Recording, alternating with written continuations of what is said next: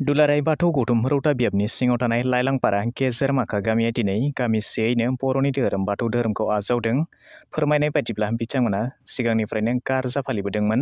नाथाय दिनै रौता बियाबनि मदद आरो थुलुंगाजों बिथांमोना गावसोरनि थानसालियाव सिजौखौ गायसनजेनो। फुंनि हाबाफारि बायदियै धोरोमाव जाथा बिरहोनानै गासै खामानिखौ फारि फारि मावलाङो। बे हाबाफारियाव रौता बियाब बाथौ गौतमनि गाहाय आफाद, माइनाव आफाद आरो लाइमोन आफादजों लोगोसे खाथि खाला गामिनि मददजों हाबाफारिखौ जाफुंहोयो।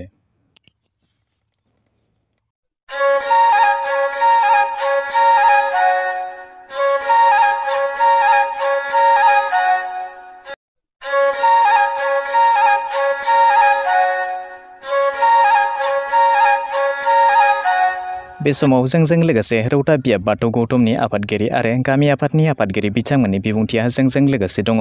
बिदिब्ला नोंथांमोना फारि फारि नायलांबाय थादो।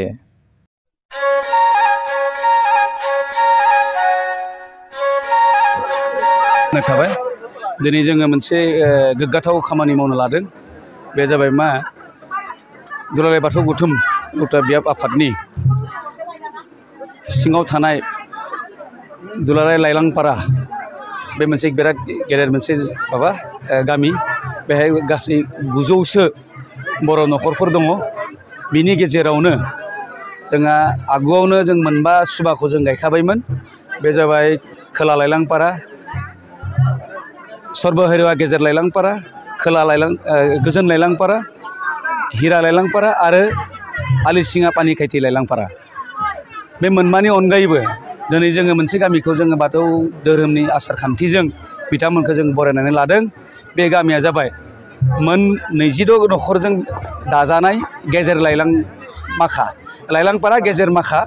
बे गामियाव जों दिनै गोथार बाथौ बावसालिखौ जों गायसनफैबाय।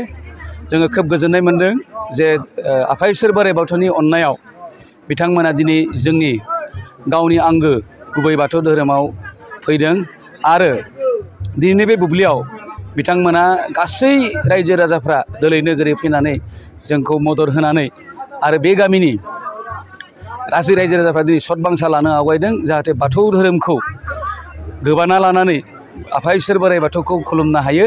बिनि थाखाय बिथांमोना आवगायबोदों आरो जोङो रौता बियाब बाथौ गौतमनि जानानै बिथांमोनखौ जों रोजा रोजा साबायखर बावदों आरो जों आसा खालामदों आफा इसोर बोराइ बाथौनि अननायाव बिथांमोना अरायबो आलो गोजोन जिउ दैदेनलांनो हायो।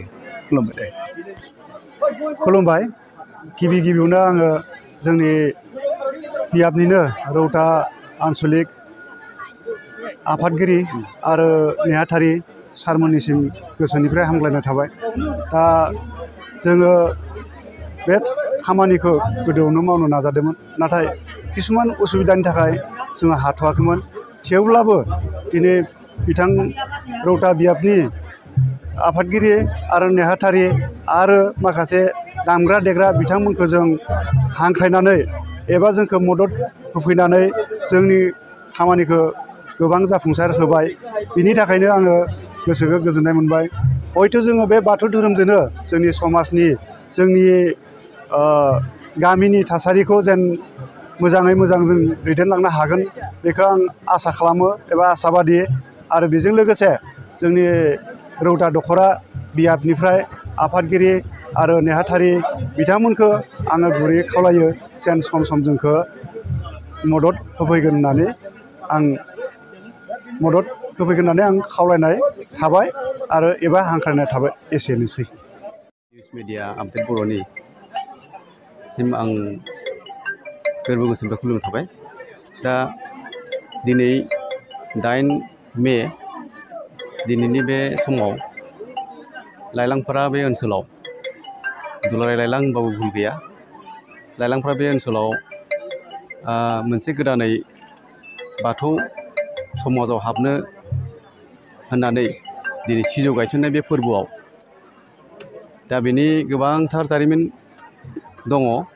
दिनै जोङो मोनफा मोनफा बे दुलाराय लाइलां बे मोनसे गुवार मोनसे गिदिर गामियाव दिनै मोनसे नङा, मोननै नङा, मोनथाम नङा, दिनैसिम बे गोदान दैदेनजों जाफानायजों गासै मोनद' बाथौ समाज खेल बेयाव जाबाय। दा दिनै गामिया गोबां गिदिर गामि बियो गोबां माने खन्द खन्द मोनसे फिसा फिसा नाम होनानै इथिंजाय हाइवे जिंनिफ्राय लानानै जयबांला होनना बुङो बेखौ बेनिफ्राय आरो फैबाय गेजेर माखा होनना माबा होनना बुङो सरबोराय गेजेर लाइलां ओमफ्राय हिरा लाइलां आरो खोला लाइलां बेनिफ्राय गोजोन लाइलां बेनिफ्राय आरोबाव थुरिबारि ओमफ्राय आरो इथिंजाय पानिखायथि बे गासैखौ लानानै मोनसे लाइलां आरो खिन्थु लाइलाङा बे माबा नङा जेरै मा होनना बुङो रेभिनिउ बेबायदि माबा नङा मोनसे सुबा बायदि बे नाम माबानाय आरो मुं दोननाय दिनै बे गासैखौ लानानै मोनसे लाइलां आरो दा फैयै फैयै दिनैनि गेजेर मोनसे लाइलां मोनसे गामि होननानै बुंजासिगोन बेखौ बाथौआरि समाज गायसनफैबाय दा बेफोरो जोङो मा होनगोन बे बुब्लियाव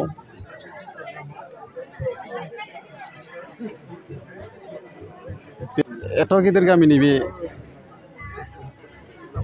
दिनै मोनसे गायसनबाय आरो गायसनबावनो दंबावो होननानै बा बेबायदि माबा जायो दिनैसिमबो माने गोदोनि बाथौखौनो सिबिबाय थानाय आरो दंबावो बिसोरबो आरो हाबबावोब्ला बिसोरबो जुदि आरो बाथौखौ फजबबावोब्ला बिथांमोनखौबो लाफानानै दिनै जोङो बुंनो हायोदि बेहाय गासै